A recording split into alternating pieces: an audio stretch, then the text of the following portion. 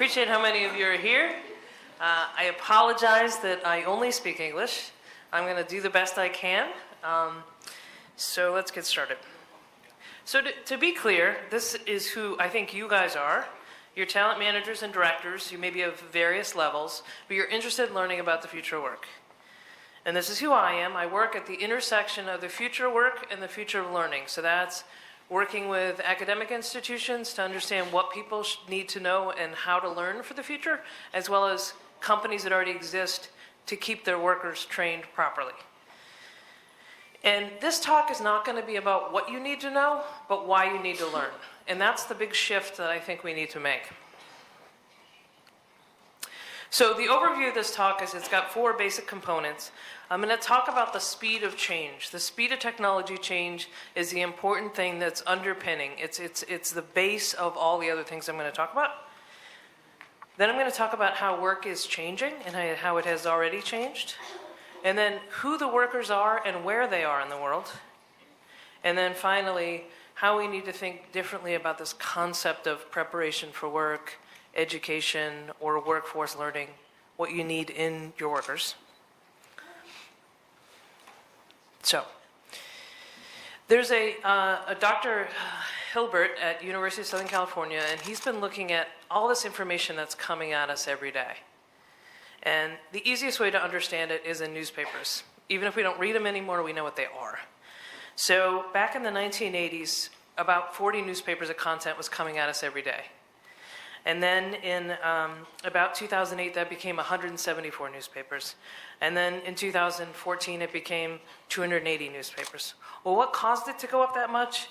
2 basic things. The internet created a whole bunch more content and more information.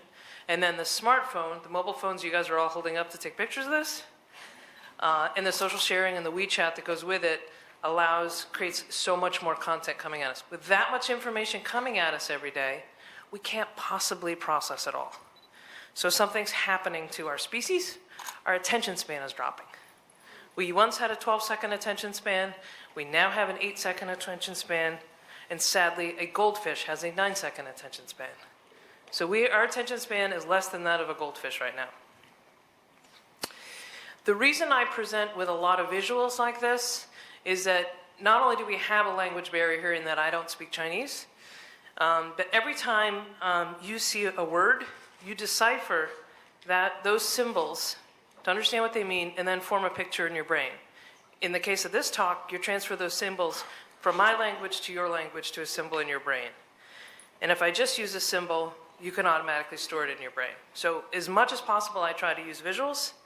And studies have shown, I don't know how this could be possibly proven, but it is very much faster. So they say 60,000 times potentially faster to just look at pictures.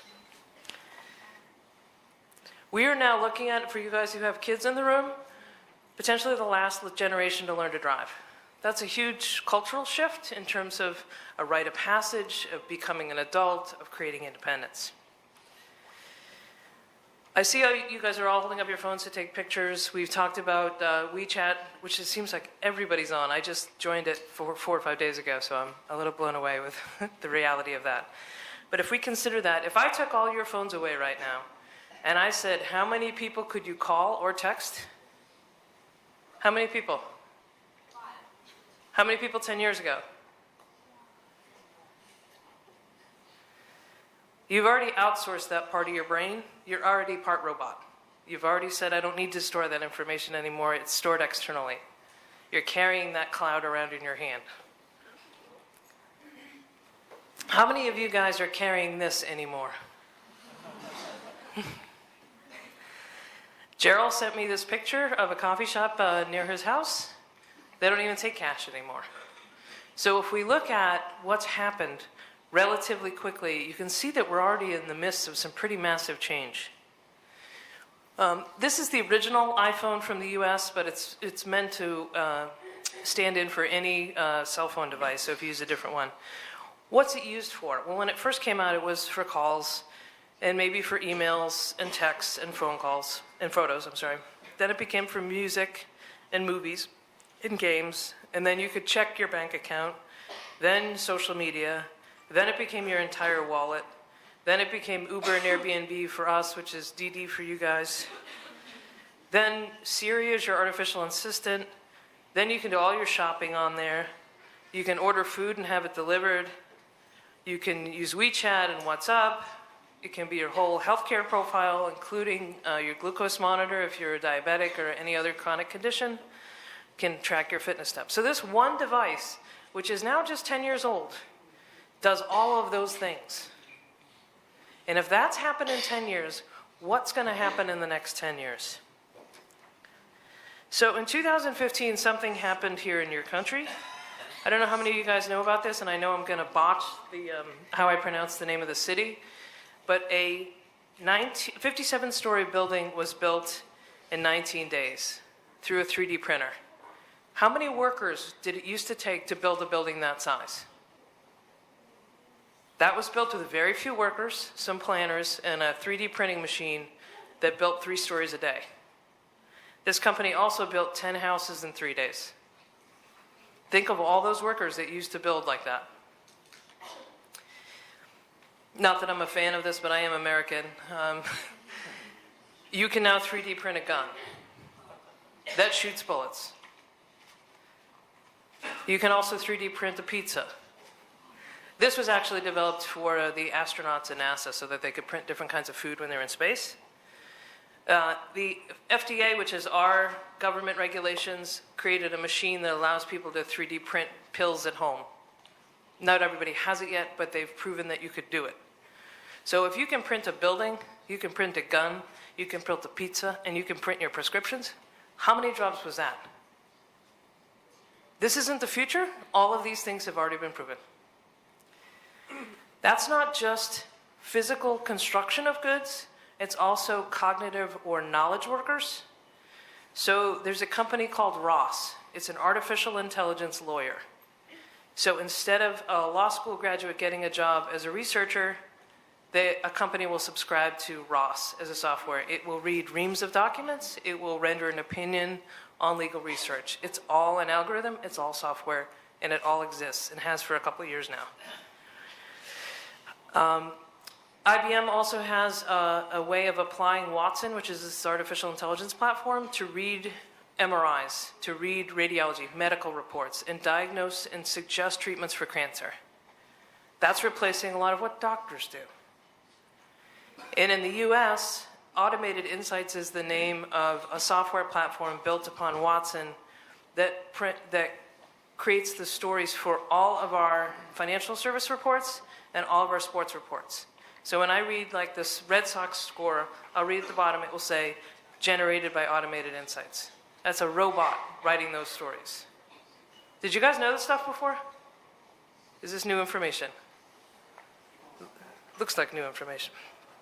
So if in the past 10 years we had the smartphone, we had the internet, and we had automated manufacturing in factories, in the next 10 years, we're going to have artificial intelligence at scale. We're going to have 3D printing at scale. We're going to have driverless cars at scale. And we're going to have the Internet of Things, which is going to change how we run cities. It's going to change everything. So this change we're going through is referred to as going from linear to exponential.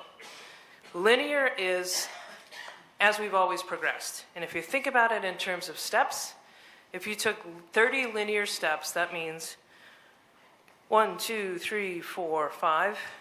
At the end of 30 linear steps, you'd be about 30 meters. 30 exponential steps, because technology is growing so quickly, each step is double the prior step. So it goes from 1 to 2 to 4 to 8.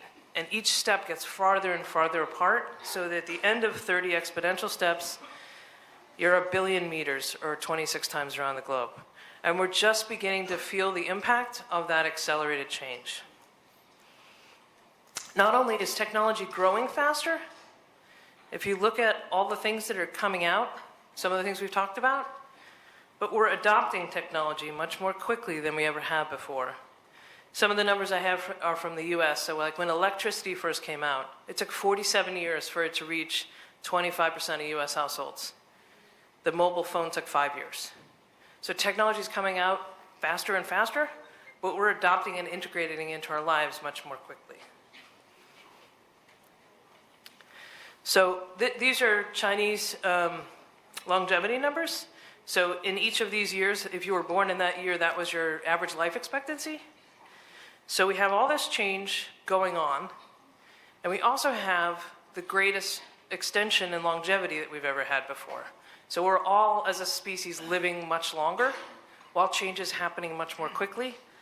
So where we once had many generations to absorb and adjust to a change, now we have to adjust to that change, or many changes, within one generation and possibly within one career.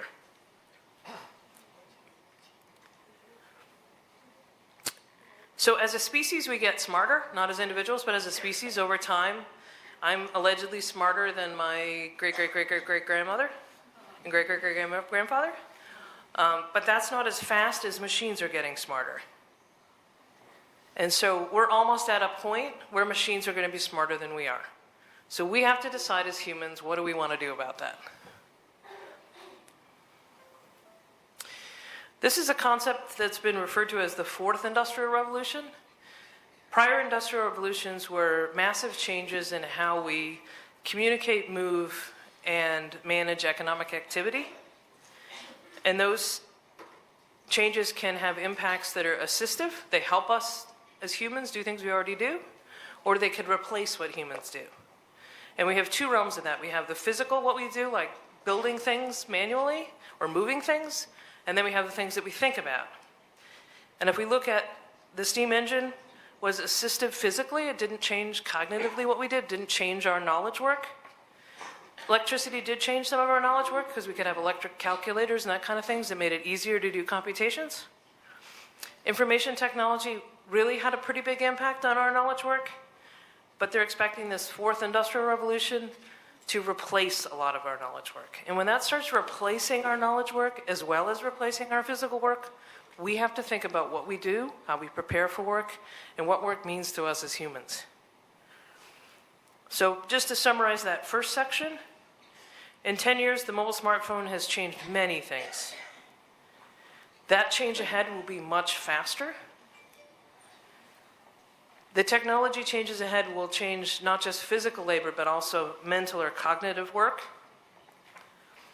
And learning, adapting are going to continue to be the most important skills. So now if we look at how work is changing, I think this is a good image we should get used to, because in my mind, this is what the future of work looks like. Whether we're actually shaking hands with a physical robot or mentally connecting with a software package that's helping us. Anything that's mentally routine or predictable, physically or mentally routine or predictable, anything you can sort of describe with certainty can be done with an algorithm, which is another way of saying it can be done with a robot or it can be done with software.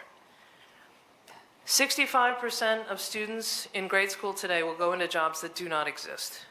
How do we prepare people for jobs that do not exist? And then this startling number is a Chinese-specific number I'll get into a little bit later, but 77% of the current work can be replaced by automation in under 2 decades. And I don't know that we necessarily have a plan for that, or the humans that might be left behind. So this is the Organization for Economic Cooperation and Development. They've looked at all the work in the world, and they've said, okay, what things can be replaced by physical robots? What things can be replaced by artificial intelligence? If we took all the work, and that's not necessarily the jobs, but the work, so maybe some of the things you do go away. They say on average of all the countries they looked at, which was most of the countries, 7% of our work could go away. Some countries fare a little better because they have certain types of work that's hard to automate. It's going to be more difficult for China. You still have a lot of physical production that can be replaced by automation.